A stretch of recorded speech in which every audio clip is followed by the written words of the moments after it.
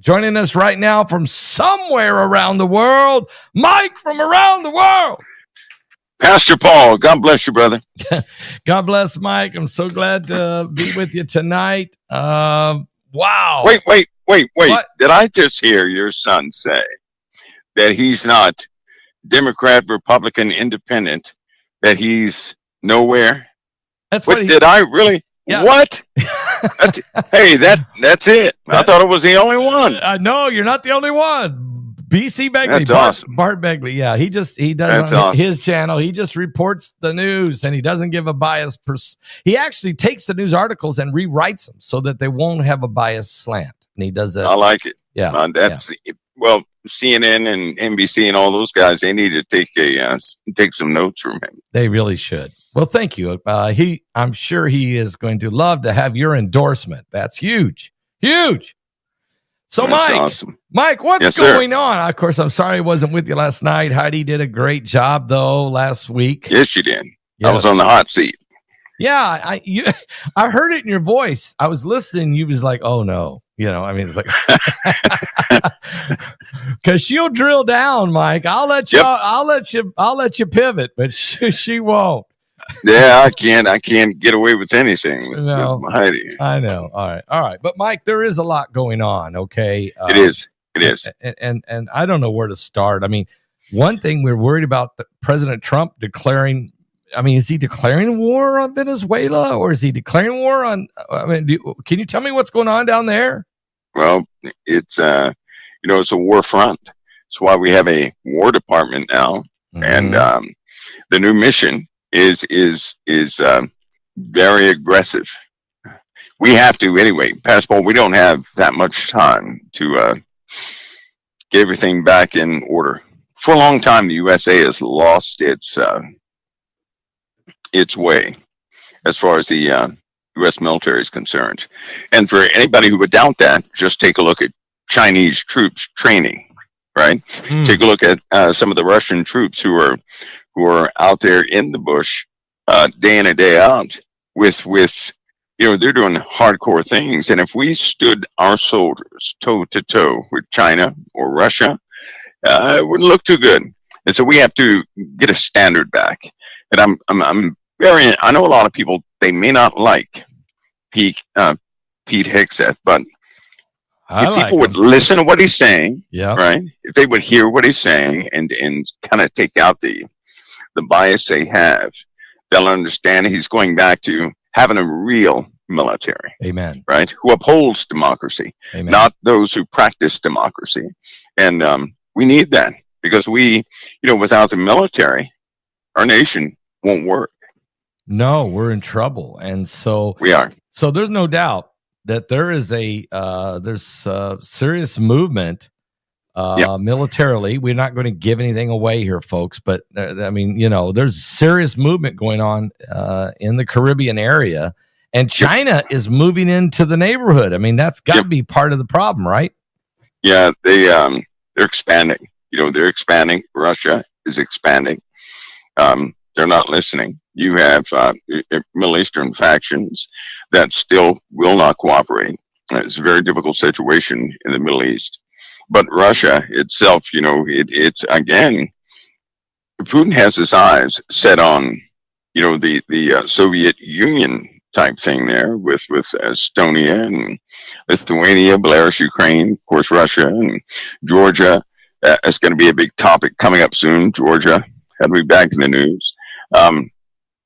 But we have enemies on all fronts, and we have to get ready in a hurry. And when I say a hurry, we have to be ready in about, I give it an estimate. We have to be very serious about some of those things that are coming up. We're looking at probably a 20-day window, 25-day window. These other nations are becoming too aggressive. Now they also know. They also heard those speeches, right? So you better believe they're getting everything ready. They're hearing and watching the pulse of America. So they're gonna be hard charging in what they have to do. Mike, we also have this information that Heidi shared earlier in the broadcast, where China where the French general warned Europe must be ready for war tonight. Now he's saying basically that there's a serious danger now with Russia along with Belarus, along these NATO nations that you've just named, and it's from Poland, Romania, Estonia, Latvia, Lithuania, Georgia. You're mentioning. We don't want to go to war. We don't want to have a war with Russia and NATO, but it seems like that Trump tried to bring some kind of peace to this whole thing with Ukraine. Yeah. And it's like nobody really wants it. Am I wrong by saying that, or it's just Russia don't want it? No, it's a lot of nations that are split. And the only way they're going to be subdued or brought under the umbrella of logical thinking would be by strength. They will not listen to negotiations. Those have failed miserably for the last 30 years, right? So negotiations are out of the window. And you have Putin prodding into Poland. That's right in the Warsaw Pact member area. East Germany and Hungary, Romania, Bulgaria, all those are, they're right there. And so, they have to be ready quickly because he'll continue to probe. And if he gets desperate, he's going to use bigger armaments, bigger offensive weapons. Well, let me ask you this question, because this report also came out, Mike, and that is the G7 nations say they will target those continuing to increase Russian oil purchases. So can you tell us who are the countries who are really still heavily buying Russian oil? Well, just about everybody. They never stopped. It's a very strange situation. And it really shows that a lot of their talk is simply to appease President Trump and certain NATO members when they're at the table. But when they go back to their countries, they're doing something else. And so they have to do something quick. It has to be effective.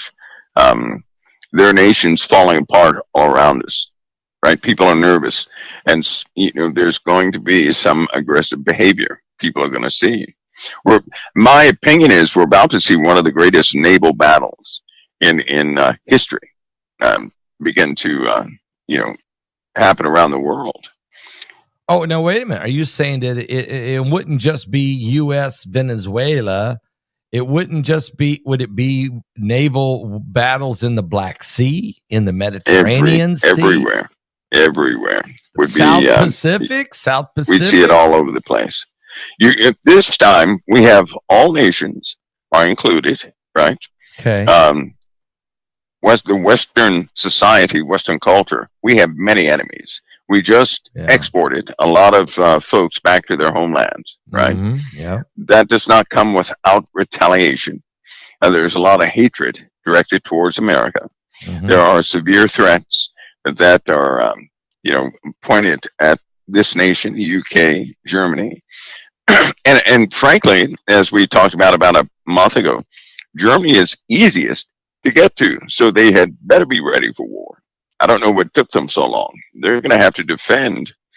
They're going to have to really defend, because if Putin decides to go in there, he's going to open up that corridor, and you already have a lot of Islamic forces in that area. You're right.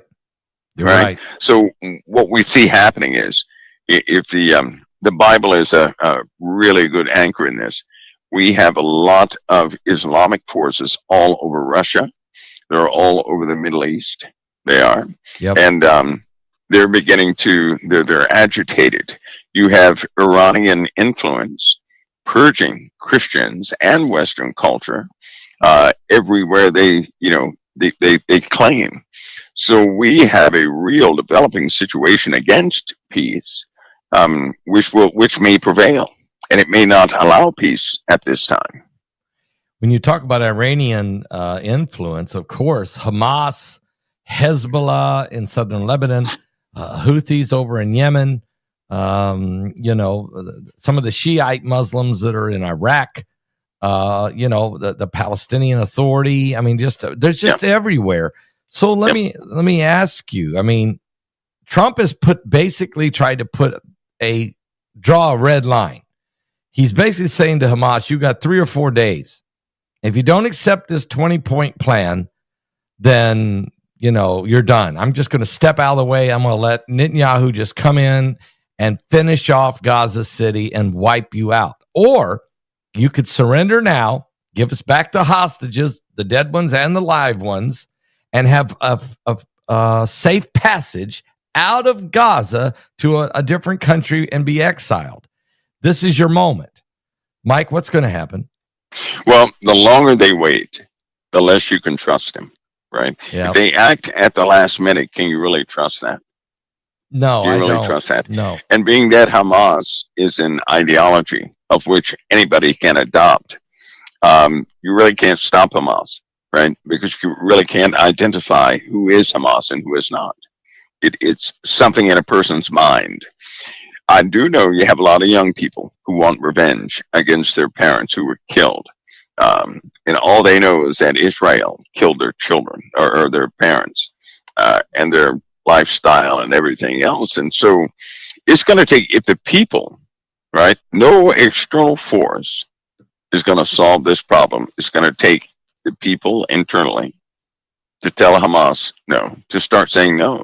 Right, to organize and to begin to walk away from that militant type of activity. That's the only way. It's not going to happen externally. Any external force upon Hamas is going to do nothing but provoke other people with that ideology to rise up, sooner or later. Okay, so there's no getting rid of Hamas except internally. So, in other words, today the synagogue attack on Yom Kippur.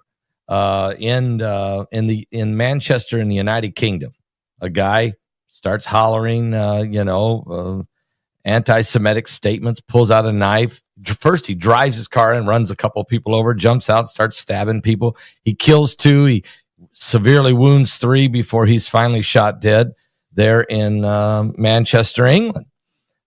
Is this what you're saying? That the war with Hamas is not just in Gaza, isn't it? Just basically everywhere that the Islamic migration has really taken place, really taken hold of Europe heavy, and got a good chunk of the United States and and Australia as well. Yeah. So anybody who shares that ideology or is sympathetic to the cause of Hamas against the West, you're going to have Hamas. Right, because it's in the mind. It's not a uniform. It's in the mind of the individual who is from that particular region. So it's everywhere. There's no fight. You can't fight an ideology. You can't fight a faith. So it's going to take people from within simply to say no. They're going to have to organize from within and do it that way. Then let's extend it now. Since you and I have been talking, or since last Thursday when you talked with Heidi, we had the attack on the the Church of Jesus Christ of Latter-day Saints, the Mormon church there in Michigan. Here you go. You got a guy driving his Chevy Silverado into the front door, sets the place on fire, and starts gunning people down. Is the war? Then we got the Jews at the synagogue on the Day of Atonement. So is this war? It's okay. Part ideology, Islamic, radical Islam against Jews and Christians, and then we have also the left. Do we have the radical left, or in this case, this guy was probably mentally not all there? But I mean, is there a war going on that's beyond the borders of nations? You bet. And because we are believers in Christ, we really ought to understand there is a strong spiritual influence over the entire world right now, right? That guy that blew up that The church? The Mormon church, he said that the Mormon church was the Antichrist. Now, his friends talked to him. There's audio of this guy talking. He didn't sound crazy. He just sounded convinced that they were the Antichrist, right? So now, what type spirit would cause a person to really believe that somebody is the Antichrist strong enough that they would be patriotic to remove the Antichrist from their nation? That's called being delusional. Yes. And you remember, in the scriptures, it says that God would send them a strong delusion that they would believe a lie. It's almost like a line drawn between those who truly believe and those who don't. Those who don't believe, those who have pleasure in unrighteousness, right? Those who stand apart from the truth and they have pleasure in unrighteousness, those are the very ones God will give over to a strong delusion. And if God gives them over, they're not going to escape, because a delusion is when a person thinks their reality is real. Yep. How can they escape? They're not. They're not going to escape. Well, you bring up the strong delusion scripture. It's funny because it is actually talking about the Antichrist spirit. Mm-hmm. And that when the Antichrist, the man of sin, the lawless one, the wicked one, when he comes, well, people will be deceived and God will send them over to strong delusion. So Here we go. We see it in practice. But it's going to be much bigger than just one guy, right? It is. What's disturbing, Pastor Paul, is the people who have pleasure in unrighteousness. And the only righteousness I'm aware of is God's righteousness. So then everybody who has set their hearts to something else, I mean, sincerely set their hearts to something else, all those folks are going to be delusional. Yes. So then this Antichrist type activity will take place. Right? It's going to take place. It'll begin to expand. And in the Bible, it says that the love of many is going to wax colder and colder because iniquity abounds. The good news is the more iniquity that people see, just like the Psalm says and Proverb says, that God will bring an end to iniquity forever once we see it flourish like the grass. In fact, that is the call of the harvest. When the iniquity is great in the earth, the command is for the angels to harvest the earth. So we're going to see a lot of iniquity. We're going to see a lot of those things happening. It's increasing. And right now the USA has to get ready on, the physical battlefront or the spiritual battlefront. You know what's amazing, though? They're getting ready on the spiritual battlefront as well in the Department of War. Isn't that something? Yeah. I mean, let's face it. I watched Pete Hegseth's complete speech to the 800 generals, and it was incredible. I mean, actually, it was incredible.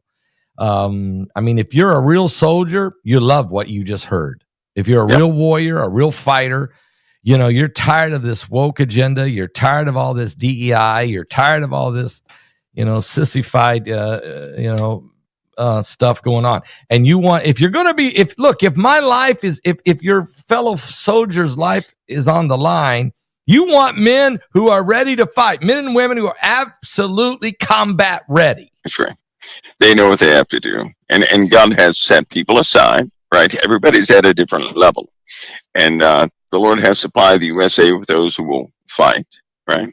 Those who will strategize, and those who are highly spiritual, those who evangelize. So it's all on the same spectrum. Now, within those people, you're going to have some who believe and some who don't. God will sort that out. But as far as certain leaders are concerned, they have a Christian belief, right? They have a Christian belief. Right. They loathe certain things just like we all do, right? But they understand that without a war fighter, it's like a person sitting at their house and there are thieves all over the place. If you don't have a weapon to show, a real weapon to show, they're going to overrun you. But often, to a heathen, a weapon will cause them to keep going in the opposite direction. Yes. Right? Because we're not dealing with civil people in this case. We're dealing with people who are radicals. Right? And so if we have that show of strength, a real show of strength, chances are you don't have to use it. You always have to be prepared to utilize it. But if you don't have that show of strength, and during these games, I'm going to call them games, where the military was presenting themselves in front of President Trump, that was ridiculous. That I had never seen troops in a weaker state. They were out of shape. Oh, you're talking about the parade. It did not look good. It didn't look good. I think that's why this happened. I think when... Yeah, it didn't look good at all. And so, somehow we have to get back to real standards, right? It's not pretty. It's not designed to be pretty. It's a deterrent. It is a weapon. It's like a gun. Just because you have a gun doesn't mean you have to live by that gun. It doesn't mean you have to, utilize that gun, but it is a deterrent to somebody who recognizes that gun. Yeah, I agree with you. Period. I think what you said about the parade, it was embarrassing, and that's partly why I think we've seen this change. No more. Get everybody up to right standard, and if they can't cut it, get them out. We got to have everybody. That's right. They got to go. Yeah, because we adjusted the military to suit people who weren't fit for the military, which is ridiculous. That's what happens. That's how you get killed. That's right. You don't do that. No. You don't do that. But it's changing, and it has to change because, again, we have China. We have, other nations that have been training very hard for us. And there are people in the USA right now who are, intelligence they know what they hear. And there are people over here still, folks that they're ready to receive some sort of order or command to do what they have to do. And we have to be fully ready for that quickly. I mean, almost overnight quickly. Well, that's what I think I hear the French general saying that, hey, Europe, you better get in a position where you're ready to go to war tonight. That's how far off. We're not ready, is what he's basically saying. We got to get ready and get ready quick because tonight might just be the night. It's getting serious. Yes, it is. Okay, Mike, also, there's some other things happening I wanted to get your question on, and that is, you talked about planes falling out of the sky, and we've been seeing it. We've been seeing it. But now, with the government shutdown and all that kind of stuff, immediately what happens? Well, we have 2 Delta planes colliding on the taxi and the runway in New York. And I don't know if that's because we don't have all the staff there or if that's just, I don't know what to say. Are we in a dangerous situation right now with our air travel with lack of staff? It could be okay, but we have overworked air traffic controller personnel, right? It's not good for them to get fatigued and tired. They'll start making mistakes. We also have a problem with aircraft maintenance all throughout the airlines. That's huge. That's a big problem. Yeah, it's a big problem. Every single day, there are problems with brakes. Every single day, there are problems with engines. There are so many engines that have caught fire upon takeoff, right? Yep. It's, it's just not good. And because we have these atmospheric conditions and we have an increase in iron in the atmosphere that causes more rust, right? So they're going to have to go to other types of metals. They were trying to get the cheapest metals they possibly could. But as it turns out, rust is starting to really infiltrate a lot of, product that is just, that iron and steel base. So they're going to have to get rid of that and everything's going to have to be some sort of flight-worthy type of alloy. So a lot of something our planes, that's non-corrosive. A lot of our planes are 30 and 35 years old. Yeah, and if you have a bolt that is, not pure stainless steel, but just steel or something you missed, they're starting to fall apart. You have panels that are starting to fall apart. It's not the aluminum. It's not the aircraft aluminum. It's the rivets, some of the rivets and some of the maintenance rivets and bolts and things of that nature that are falling apart. People used alternative cheap stuff. Cheap. That's right. Yeah, they went cheap. And now that the atmosphere has a higher iron count, you could say, than it ever has before, anything that's metal is going to rust a lot. In fact, I can almost guarantee that most of your audience, if they mess with auto mechanics or something like that, they have noticed that things rusting faster than normal. Yeah. Now, let's talk about this. Why is it you're saying that the atmosphere is got a higher content of iron? Creating this quicker rusting. Yep. What's causing that? I mean, two things. Tell us. Two things. We have a greater iron content being released um, from the cold regions of the Earth, northern hemisphere, southern hemisphere. It's being released from icebergs and everything else. I mean, lots of iron to where the water looks like there are blood waterfalls in several places in those Arctic regions where you have glaciers melting that were full of iron. Right, looks like blood waterfalls is what it looks like, and then you have this increased particulates from space. Now they continue to build up. Remember, we first start talking about the waves of energy and galactic cosmic rays and things of that nature, right? Yes, I do. Well, Yep. we've had a lot of exotic particles coming in from outside the heliosphere, inside the solar system, that never stops. It's causing our atmosphere to become dense. As it becomes dense, it's warming up. Right, as it warms up, humidity or the cloud has greater potential to carry more and more water. That whole process is known as atmospheric compression.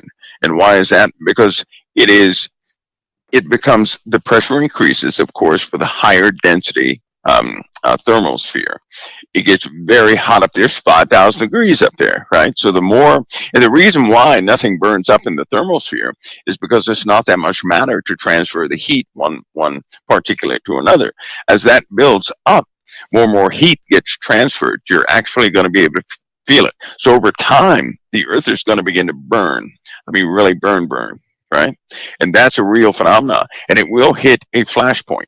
A flashpoint is when it gets to a degree where the temperature starts going up probably once a week, right? Mm-hmm. It'll go up that way instead of once every 2 to 5 years.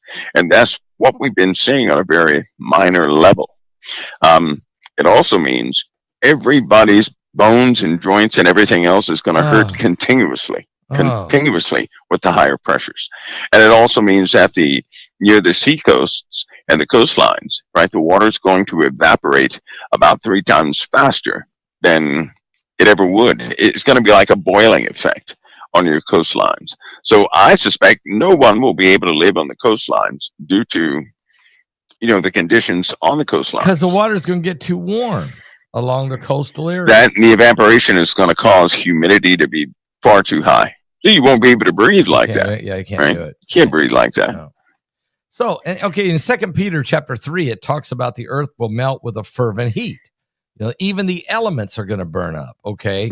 And I realize that that's a process of time and maybe part of the judgment of God, but that's already in motion, isn't it? I mean, it has to start somewhere. It has to, because God just don't snap his fingers. He allows his cosmic creation to operate based on the law of gravity, the law of relativity, the law, the different laws. He allows those laws to operate, and at the same time, they have the ultimate result. And then he tells us it's going to happen, and then he warns us to do something about it where we stand with him, and yet we seem to just... It is. Yeah. It is. I mean, Revelation talks about the 7 bowls of judgment poured out. I mean, the sun is one of them, right, Mike? I mean, the sun is exploding with all kinds of plasma and CMEs and mass ejections. Isn't it all part of what God warned us would happen in the end times? It is. And even for an example, even right now, if our magnetosphere, right, say it went down for 28 seconds, just 28 seconds, okay, in a certain part of the earth, do you not know that part of the earth would burst into flame? What? If we took the solar winds back to a time where they were half of what they are now, right? And let's just say the sun was extremely calm and extremely silent. Even in that time, if you took down the Earth's magnetic shielding in any spot for about 28 days, it would burn everything to about 20 feet in the earth. Everything would be burnt. The dirt would turn to glass. Everything would change and be a crisp. That's the power of the solar winds. The only reason we're not burned up is because we have a magnetic shielding around the earth. If that ever leaves, we're going to burn up just like with a snap of a fingers. We're going to be toast, right? So, but here's the bad part. We all know the magnetic north has been moving all over the place. Yeah. According to historical data, and according to, because every time the earth volcanoes erupt and everything else, they leave a magnetic signature of where the magnetic north was. Right now, according to geology, according to the historical record in the earth, the magnetic poles have changed frequently. But every time they did change, something happened. When the North Pole began to move and the South Pole began to move, shortly after that, and I mean shortly after that, there was a chaotic time of the shielding of the Earth. A chaotic time means you had certain areas of the Earth not covered, other areas of the Earth covered, and it was shifting. During this shifting process, vitrification took place on the surface of the planet, which means parts of the planet cooked instantly. Really? Turned into glass. People vaporized. Animals vaporized. What? Right? What? And the opposite happened with a freezing event. Yeah. As it's chaotic like this, it may block too much heat, and then you have instant freezing, where a bee was caught frozen in flight, getting whatever it was getting from a flower, actually frozen in ice in flight. Birds captured frozen in flight. Animals frozen while eating or drinking. Woolly mammoth. Right? Yeah. Yeah, a whole lot more than the woolly mammoth, though. Lots of them. Even, see, they like to talk about the woolly mammoth because that was a long time ago. They don't want to talk about some of the recent species of animals. And that would scare people to pieces, right? So these events, they're cyclical. They happen, time goes by, they happen again. Time goes by, they happen again. That's why they've been searching for Planet X, because they've been looking for something that's a catalyst for these issues, right? Right. But as it turns out, in between these long durational cycles of the destruction that probably were caused by a destroyer of some type, there are about 4 or 5 different cycles of freezing and burning that take place. And we're in one of those cycles now. Now, let me ask you, you talk about the solar winds. I just looked at, Heidi talked about it earlier in the broadcast tonight. Right now, the solar winds is 728 kilometers per second. Now, normally, those solar winds usually average around 333, okay? That's kind of like a normal. It goes up a little, like into the low 400s and sometimes down even. But, Mike, we've been seeing 500, 600, 700 constantly. That's your point. It's the solar winds are increasing dramatically, and the Earth is absorbing it. Our magnetosphere is under a ton of pressure, isn't it? It is. It's also fluctuating due to a change of the interiors of the Earth, right? Okay. Because the interior of the Earth controls our magnetic shielding. But even if you were to cut the solar winds in half, those solar winds have the power to destroy all life on Earth. So our magnetosphere is so important. That's right. The only thing that stops that is that magnetic field around the Earth. And how it works is all that radioactive wind hits the magnetic shielding. Well, magnets have lines of force. Radiation follows magnetic lines of force. And they happen to go right into the interiors of the planet. Now, I'm about to give you a part of a formula that I use in COT, just a part of it.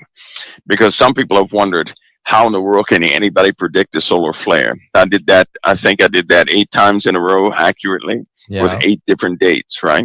Yep. And people wondered why. I remember you doing that. Here's part of it. When the solar winds are high, all that radiation goes inside the Earth. That's going to cause the magma to heat up. That magma is going to start to cause volcanic eruptions, right? These volcanic eruptions are quite predictable. Watch and see. We have high solar winds, and a few days later, it's going to cause a buildup in the Earth, which will result in some sort of magmatic event in the Earth. It's almost like clockwork. At the same time, every time the sun has some alteration in the speed of the winds to a certain degree, we know there's a chemistry change on that side of the sun. Okay. Now you can't see that, but it happens. It'll burn up some fuel on one part, but then it has to replenish. This can often cause a few, magnetic bands to form on the sun, which will eventually turn into a CME or something like that. And that's part of the process, right? That's without all the numerical data, of course, but that's part of the process. And both operate um, in tandem, right? And the heliosphere has a big part to play in solar flares because you can actually get measurements on the weak parts of the heliosphere. And this is amazing. Every single time there's a weak spot on the heliosphere, why does the sun send a solar flare to that spot? That's okay. Explain that, because I see that happen a lot. Why? That is an amazing thing. The solar system is it's like a mechanism, right? Much like the mechanisms on the inside of the body. They operate automatically, but they keep balance no matter what. We've gone through turbulent times, yet the solar system somehow stayed in balance and life is still sustained. And I suspect it will always be that way until God's decree comes forth and it does not, and life is no longer sustained. Counting on that, then balance is going to be performed. And you can, by the weaknesses in the heliopause, you can then somewhat predict activities on the sun, especially if you can get a reading on certain radiation levels, intensities of light, and things of that nature. And you can see these things coming. Now, if I can do it, right, with my own stuff, if I can do it, well, then you know that bigger institutions can also do the same. Absolutely. And because they're not telling people means they're likely preparing for bigger things. Because if it were no big deal, they would have told everybody by now. Yeah, it's a big deal. That's why they're building underground cities. That's why they're spending billions, trillions of dollars to try to survive the apocalypse that they know is coming. Yep, they are. No doubt. They are. Let me ask you. Okay, we've gotten something coming, and it's called Comet, or no. Don't call it Comet yet. Not yet. Atlas 3I, this interstellar object coming about 137,000 miles a second, roaring toward us. It's the size of Manhattan. It's shooting off of it 90% nickel, 10% cyanide. We don't know where the iron is at. It's supposed to be there. But here's the key thing. Tomorrow, Mike, and here's a diagram. Tomorrow, it's going to come very close to Mars. Okay? And you can see it right there at the top, guys, right there. Right. Very close to Mars. The odds of that was very, very, very low. Okay? Very low. But as it goes by Mars, it's also going to make a trip very close to Venus, very close to Jupiter, each time very close to all three of these major planets. The odds of this is based on the Harvard astrophysicist Avi Loeb said 1 in 20,000 chance. It's also anti-gravitational acceleration, which is not what a comet does. Matter of fact, nothing does. So, Mike, are they nervous about this thing, or are they watching it close? What is it? Do we know yet? Oh yeah. Well, all of a sudden they're going to devote several craft to actually get data from it, right? All of a sudden. So of course they're going to get the numbers from it. That would be foolish not to get the data that they need from it. First, identification, right? Yeah. They need to enter in that data into an identification system that they can get a proper ident. Should something like that come by again, they're going to determine what it is. They're going to try and look through it naturally and dissect all that information. Now, it does have a very curious type of trajectory. It does. It does. Yeah. It really does. I was thinking about something, though. We sometimes... All we have seen so far is us, right? Yeah. So naturally, that's all people think about. Is us. But we know our Father's out there, and that he had Sodom and Gomorrah destroyed. That's right. He made several things happen, right? We know in the old days the destroyer had come. Yeah. We know that what Egypt saw. We know that he followed the children of Israel. So God can easily set something in motion. Now, we may not understand all the physics behind it, but he can set things in motion. In fact, if I'm a subscriber to Genesis, that the stars of the heavens are for signs and for seasons, and if I'm not mistaken, that original word in Genesis is signals. It's signals. Right? It For is. signals and seasons. So then these smaller objects like comets and things like that, especially when they have these peculiar trajectories, I would say that was highly purposed. It doesn't necessarily mean it's a craft. It means that it was sent, right? Especially if the odds are almost slim to none that it would naturally do that. We have a habit of thinking everything is natural, right? I don't have that luxury anymore. So I know that some certain things are not natural. Okay. So we're looking at in the heavens, it's a timepiece. These, psychics and all these folks, they messed it up. But that's what Satan does. Satan will take something intimate to the Father, pervert it, and have people turn away from it. Yeah. Right. I think it's important that everybody understands God's creation. God put them up there, not Satan. So yes, we need to know what they are because they dictate God's calendar. They dictate his appointed times. And the more we have an understanding of that, the more accurate we're going to be about certain seasons, right? You're right. But again, I think that object probably sent by the Most High. Amen. Right? Amen. So of course it's going to have some peculiar orbit. My bigger question is, what does it mean? What does that imply? That's a great point. What does it mean? As you said, Genesis 1:14 says, "For God said, for there shall be signs." He said, "I created the sun, the moon, stars for signs or signals, and seasons for days and years for your calendar." So he put a perfect rotation in place. You could set a calendar by it. Okay.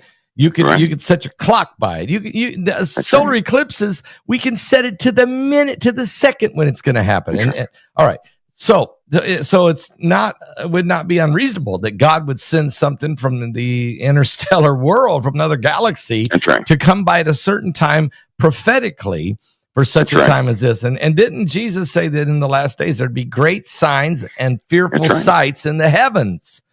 That's right. Unexplained. I had to be reminded every time the whole world sees a mystery. Those mysteries always have meaning. When the whole world sees it, but they have no narrative behind it, they always end up correlating with something significant every single time. So what does this thing mean? Right? Regardless of what it is, what does it mean for us? What does it mean for us?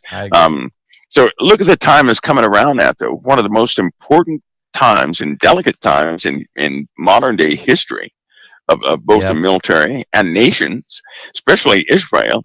This thing is coming around at a time where things are quite significant, and any move could be a defining move for all of humanity. Yep. So it certainly means something. It to does. Its fullness, that would be my question. We, as far as alien species, at some point, we know that the old ones, and that's what I believe, I believe they're strung all throughout the solar system and beyond. I really do. Yeah. They're not bound to Earth, right? The ones that are bound to Earth can never escape from Earth, but they're more out there. Yes. We don't know how many angels God created. Only 200 fell on Mount Hermon. Right, according to the book of Enoch. Yeah. And we know there was way more than 200 fallen angels. So, Yep. And in Revelation, it says the stars will fall to the earth like figs when shaken up a mighty. So we're going to have some extra company down here for sure. That's right. And we know that Satan is cast down to the earth and his host of angels with him. And they lost the war in the heavens, so they have no more place in the heavens. So, but they could be everywhere, right? They can appear as anything. As far as meeting ET, I would not trust it because the Lord gave us his word. Amen. And he spoke nothing about anybody coming to give us a different word. No. Right? No. And every time people have encounters with aliens, they call them, right? They always tell the person that Jesus was one of them and that they themselves are gods. The same thing Satan said a long time ago. So why would an ET come all that way just to tell us subscribe to New Age religion? That's ridiculous. Right. So we know what they are. We know what they are. We know. But at some point, they're going to manifest in this physical realm, right? They're not going to be hidden like they are now. I believe that many of them are. If you ever see somebody drink something and they don't swallow, well, you know what you saw. How about that? Okay. You know exactly what you saw. because everybody has to swallow. They use their, little things happen. But if you ever see somebody just stand there and dump stuff down their throat and nothing happens, that person is different. Oh, so we just don't stare at them. Don't stare at them too much. We entertain angels unaware. Some of them are good, but we might even be entertaining some of them that are bad. There are lots of bad ones. Okay. Lots of bad ones. Okay. Positioned strategically, but they do not swallow. None of them swallow. That's a great point. I'll watch closer now, but I won't stare. I'll keep my shades on. Just saying. I'll wear my shades for a lot of reasons, folks. Okay. Side eye him. Mike, also, look at these holes that are opening up. Look at this in Texas. I mean, 70 Yeah, it's terrible, isn't it? And while that's going on all over the world, we got 5 houses falling into the ocean in North Carolina. It's the rain and the heat causing that effect. And isn't that also your salt watering intrusion? Yeah, what happens when a city? Huh? What would happen? What would happen if, say, like I'm not going to name a city, but what would happen if people in that city, 1/4 of that city dropped 5 feet all at one time? No, that would be the loudest bang anybody ever heard. No, it would scare people to pieces, right? People ought to get ready for that because it rains, right? That rain hits the ground, floods happen, everything else, and then it's absorbed in the ground. But the heat returns, drying up the surface. The water erodes near the bottom, so it's kind of like concrete. But it leaves these big holes, right? And with these big holes, especially when you have saltwater intrusion, it takes away the soil. When it can no longer hold the weight above it, it caves in. Pastor, that's all over the earth. They already know this. They can x-ray the ground. They can see this from space. They can see all the holes just waiting to happen. And so what you see right there will happen all over the place. So in other words, get ready for major amounts of population. And because everybody builds along the seashore. Everybody wants a ocean view property. No, they're gonna move away. They're gonna move away. So it's gonna move away. Is this why insurances are canceling all flood insurance and all wind insurance and all hurricane? Yeah, they're not gonna cover that. And they're not even covering for meteorites because somebody has tipped off these insurance companies that we're gonna have more and more atmospheric incursions. Right, they will eventually start to leave fires all over the place. Well, we just had Heidi did. I don't know if Heidi talked about it tonight or not in the first hour while I was resting my jaw, but there was 9 near miss, and I'm talking 0.2 or less, scraping past the earth in the last week. 9 of them. 2 of them, it said hit the earth somewhere because it just said it hit. So we were trying to figure out where. We know one was very close to Connecticut or probably hit in the Atlantic, and one very close to New Zealand. But it's happening everywhere. We're having impacts, and it's increasing, which I think you said that was going to happen. Yep, it sure will. It will. So, that will quickly turn into uncontrollable fires. So there's some very unexpected things that will interrupt the plans of most people. But you can imagine, Pastor Paul, the first major catastrophe caused by something like that, these other nations are going to take full advantage of it. That's a caution in my spirit that people, they have the information. They have people like your son that will get the information out there. Now's the time not only to get the information, but they also have to start to prepare for the worst. If they can be prepared, we're not going to be ready until something actually happens. But we can prepare, be prepared for the worst case scenario and continue to live your life. Are you concerned that we're going to see an increase in volcanoes and volcanism? Yes. Oh, yes. Big time. And not just the volcanoes like are over my shoulder here, but the ones that we can't see down in the ocean. Big time. Again, the solar winds, and you mentioned the increase in the solar winds, right? Yes. Volcanic eruptions will follow. They will follow that with volcanic eruptions, with the increase of heat of magma. You're going to have a buildup of pressure that causes tremors and earthquakes. It's going to cause a lot of volcanism. Watch out for Mexico and places in that vicinity. There's concentration of them there, and of course, when that goes, the coast plate will no longer hold. The San Andreas fault line's stability just won't be there anymore. Right? That plate goes. All bets are off. Yeah, and they are really, really, we're in a danger zone for sure. America has several different serious plates we know about San Andreas fault line. We know Cascadia subduction zone certainly is one, and we're concerned about some other areas, North Atlantic up there in New York now. We're starting to see earthquakes up there, Mike. You said that about 10 years ago. Watch and see it was going to happen. Yeah, those are the fault lines they didn't talk about. No. And there's a caldera below New York. That's crazy. Yeah. Well, isn't there something about America though? America has the worst storms. Nobody sees storms like America. That's true. Nobody. Right? We have the worst earthquakes. We have the worst everything. We're held together by grace. We really are held together by grace. There's no way we should have held together this long. We're held together by grace. And the way the populace is I pray that this influence of Christianity continues, sustains, because I know when it begins to fall off America any more than it already has, when this other side raises up, and they will. We're going to see just an almost overnight increase in these disasters. This year, it's kind of amazing that we haven't been hit with a hurricane so far. But if you look at America overall, we get the worst hurricanes, we get the worst earthquakes, the worst tornadoes, thunderstorms, tornadoes, rain bombs, lightning strikes, hailstorms, straight line winds. That's right. We get the worst. And so you made a great statement when you said we're held together by grace. Yes, we are. But we better not turn our back on God. And we already know what's going to happen if we do. The potential is there. And I'm telling you, this country was swinging. We were giving God the cold shoulder. I'll say that. We were. And things were getting worse. Yeah, they were. Things were getting worse. Look, it's so amazing because there's been a lot of prayer lately, right? Yes. Look what happened to these hurricanes. When was the last time? When these two hurricanes came up, I didn't talk about them much. Nope.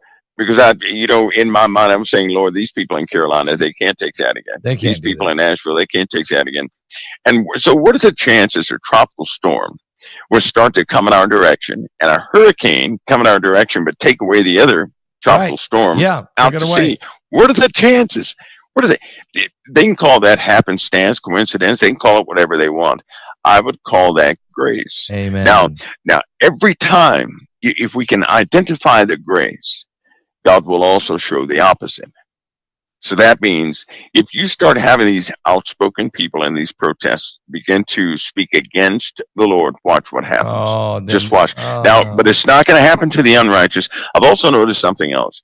God will take his people and maneuver them without them even knowing. He will. He maneuvers his people into certain areas.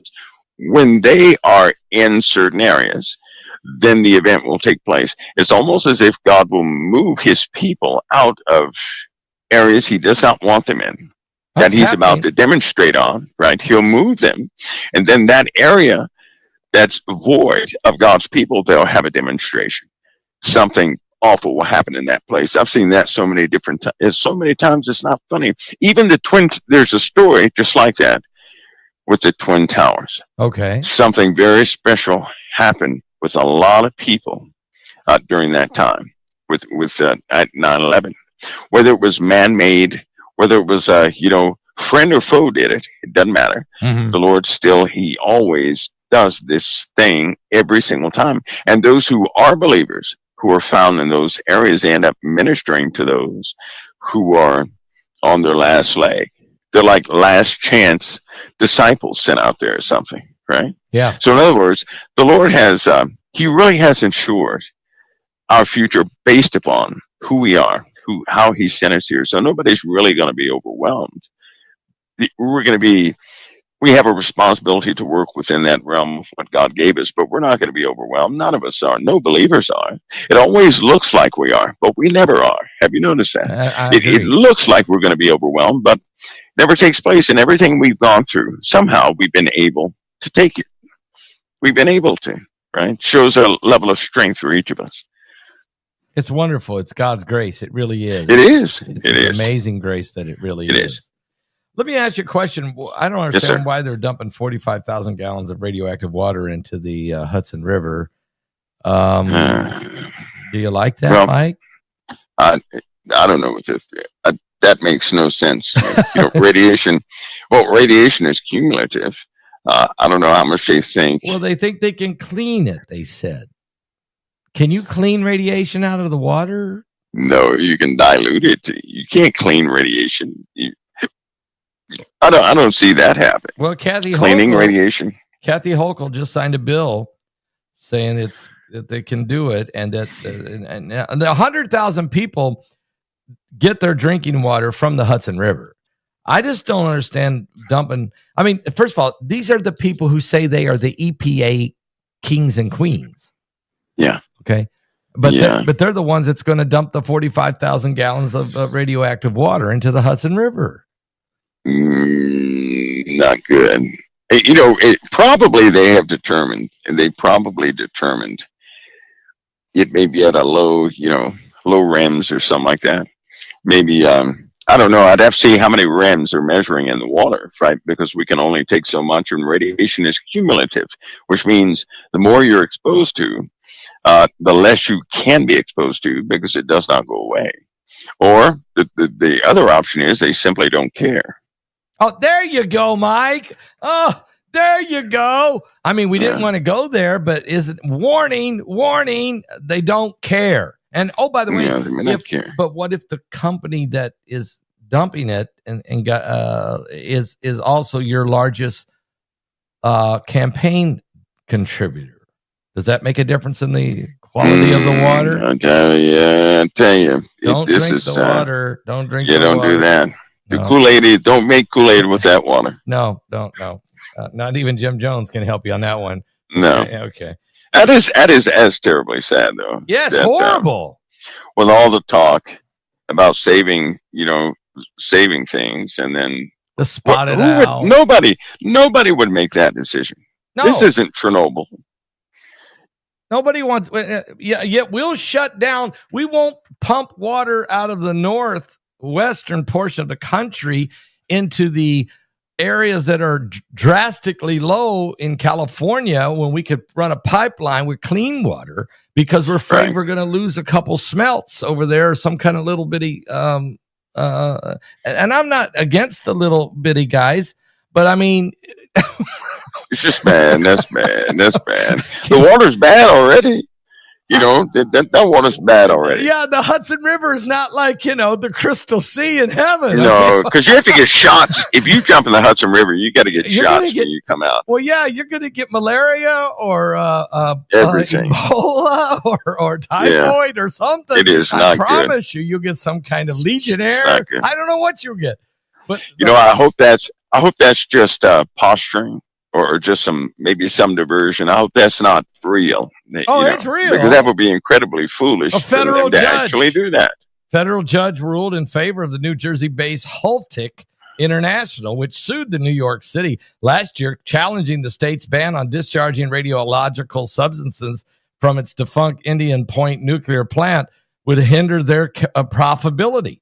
Kathy Hochul, though, signed the bill into law after the judge ruled it and cleared the way. 45,000. People can change that. People need, what they should do? They should demand a full report on the radiation levels of that water. The people can stop that judge's decision. They can demand a full report on the radiation levels of that water. I agree. They can stop that whole thing. Somebody's the people can do that. The people can do that. They can do that. Amen. They can stop it. Before That's all they have to do is demand a report of the radiation levels of that water. That means a full inspection. That means that they're not going to be dumping that stuff in, that won't happen this year or next year. You can't. I mean, I don't get it. I don't So understand. the people have to, Passpal, it's like we live in a day. I know a lot of people look to their leaders to fix everything. Yeah.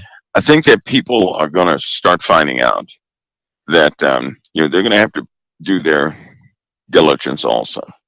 Got to push they're back. Have to do that. We're going to have to push back. They're going to have to do that. Yeah. Well, what about Flint? They're going to have to stand up. Do you remember Flint, Michigan, when Obama was there? Yes. They wanted to run it. They pumped the Flint River into the pipes, but the pipes were made of lead. So you know what I'm saying? It rusted. But you see what happened though, right? The people blindly trusted another person just because, I'll say this, just because a person is in Congress or wherever they are does not mean they're trustworthy in all things. No, right? No. They could be blind in certain areas. People have to stand up, and they're going to have to start checking behind everything that's done. That's why I like your son's idea about the news, because back in the day, they would report on the facts for accountability. Right. They did not have an opinion. Right. It was important that people understood what was happening. But nowadays, it's very difficult to find out what's happening because they, just like this government shutdown, the Democrats are saying yes because the Republicans want to do something with, $2 billion. And then the Democrats want to do something with $2 billion. When you look at that, the problem is this: that Democrats and Republicans speak two different languages. That's right. They do. And they're, they have to. Now, the Republicans this time, they didn't say anything. It was a continuing resolution with no attachments. Yeah. And they actually told the truth. But what the Democrats got mad at is they're not able to maneuver the healthcare things. Right. In this continuing resolution. What they don't understand is, what I don't really like is, first of all, there should be no reason ever that the government should be able to shut down. And if they ever get to this point again, we should lock them all in one chamber with a suspension of everything. Just lock them out of the world until they come to a conclusion. Yeah, I agree. Because this is posturing.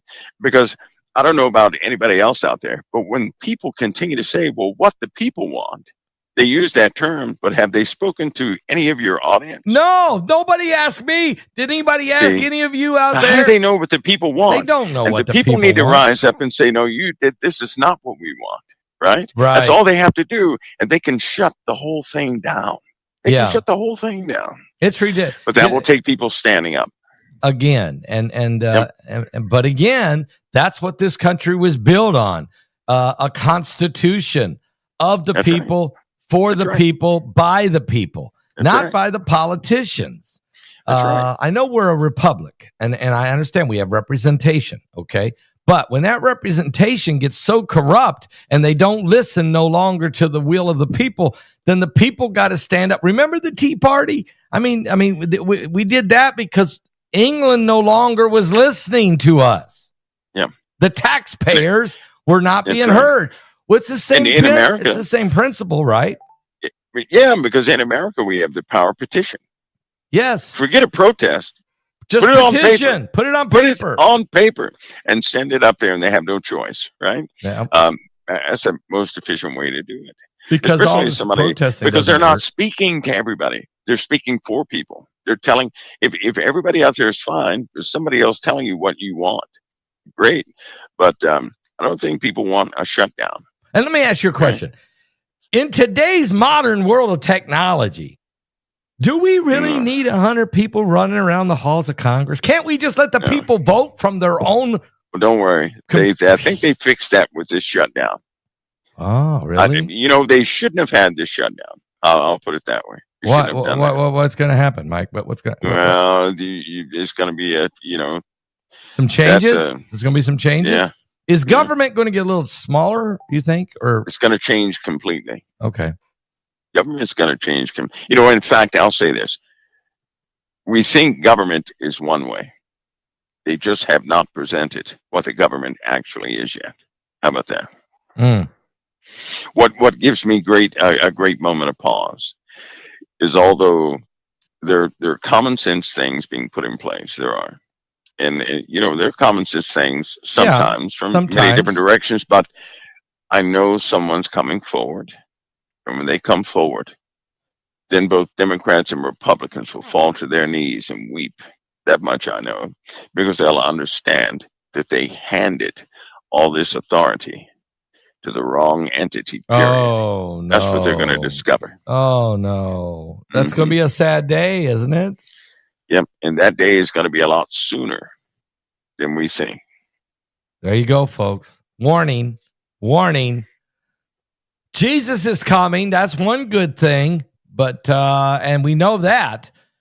But hey, what's going to happen? Doesn't the Bible say we're going to see that man of perdition first? Yes. We're going to see him. It does say We're that, going to see Mike. he has to be revealed first. He is going to be revealed first. Yeah. Nobody wants to hear that. Everybody wants to take a quick exit out of here. But I'm all with everybody if you want to leave. But here's the problem. We got to first see the man of sin must be revealed first. Yeah. That's right. Yeah. That's that collectively. Pastor, last night I told everybody, I said, everybody ought to understand something. You will leave. You're leaving this earth. People have left already. Yeah. You're leaving. And so if you think with that mindset that, yes, you're leaving, you can leave everything behind. There should be no pressure in a person's life. That's right. Because they have to make preparations for those they love. Yeah. To leave them some instruction. But you're leaving everything. So they can get through. Right. That's right. Right. That's right. Because there are people leaving tonight. Today is their last day. They don't even know it. In 5 minutes, somebody else is going to go. They don't know it. They're going to be with the Lord, fully delivered. They will have made it, but we're left behind to continue this thing. Right. And if we so happen to live to see this beast, we have to be fully prepared for that. Because if we think we're going to see him and we're just not going to agree with anything he says, that's almost like saying we're going to walk every single day going forward without sinning, even coming close to sin. We know that's not real. Well, Mike, the body has reactions. Things can happen, and the beast is very sneaky. Now you've just opened a can of worms that we have to answer now. I just seen. I knew Vietnam has passed it. They're going to the biometric system, a digital ID of everything. Mm-hmm. Now we saw Sir Keir Starmer, the Prime Minister of the United Kingdom. I watched him say it. He goes, it is going to affect. If you don't go get your digital ID, you can't work in the United Kingdom.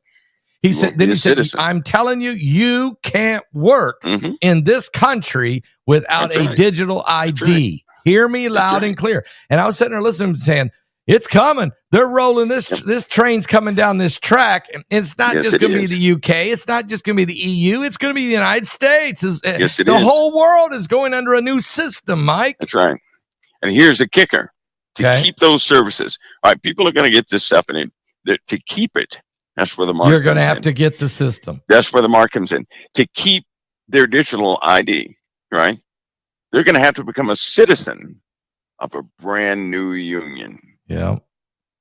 They're going to have to renounce all sovereignties, renounce all religions, except the one that belongs to that specific union. I think the last... So to be one big, huge continent type thing, right? Yes, one you're big, right. huge nation, and they're going to have to accept the religion of that nation. Or else. They're going to have to denounce everything else. That will be the mark. Or they won't be a citizen. And if you're not a citizen, you cannot buy or sell. Folks, I don't know if you know this, but I don't know if it's this month or at the end of the year, but the last Social Security check will be printed. I think it's the first day of January, but I'm not sure. It could be sooner. There'll be no more checks printed. You have to have a direct deposit. There will be no more checks put in the mail and mailed to people. Yeah. Now, that's going to make it very difficult for several million people who are homeless, people live in shelters, folks that don't have an actual address, or people who don't have bank accounts, okay? Because you got to have an established bank account so that you can tell the Social Security office where to send your money in to be. It's going to have a routing number. It's got to happen. And this is the beginning, okay? This is just the beginning of how this thing is coming down. And the veterans out there, right? Yep. They have a veterans bank now. Okay. So if a veteran does not have a bank account, They're not. they can now have one with the government. Also, the government has a system where you can buy or sell through the government. Yep. So that may have you, because they have been discouraging the homeless in every state. Have you noticed that? Oh yes. Oh yes. There's going to be no more homeless here shortly. No more homeless. They're going to be tagged as something else. So there's going to be full accountability of everybody. Mike, they're building gigantic the internment camps. Yes, they are. Somebody's going there. Yeah, they are. Somebody's going to get scooped up, and that's where they're going. And we're not talking about illegal immigrants either. We're talking about Americans, non-compliant Americans. That's right. You know, we have a lot. We have a lot coming in this nation. A lot will be in place by December. Yep. By December, it'll be in place. So people ought to get ready because things are moving fast. I mean, I guarantee you, people are going to say, "I had no idea things can move this fast," but things are moving fast. Yep. So, folks, when we said warning tonight, that's what we meant. We're in that time now. We've entered into a different era. Christians have to be strong in their faith. Don't get weak now. I mean, what are you going to do? Where are you going to turn? Where are you going to run? Might as well get strong in your faith because this is the era we're in. This is why we've been doing these shows. We've been telling you it's the coming apocalypse or the coming revelation or revealing, unveiling of these end times. Amen. Mike, thank you so much for being here again tonight. Once again, you're knocking the ball out of the park. I appreciate it greatly. Fastball is always an honor. Always an honor. No, the honor is mine. Believe me, and the audience. We all say that. Thank you. Okay, God bless you, brother. God bless you. All right. All right. Bye-bye. Bye-bye.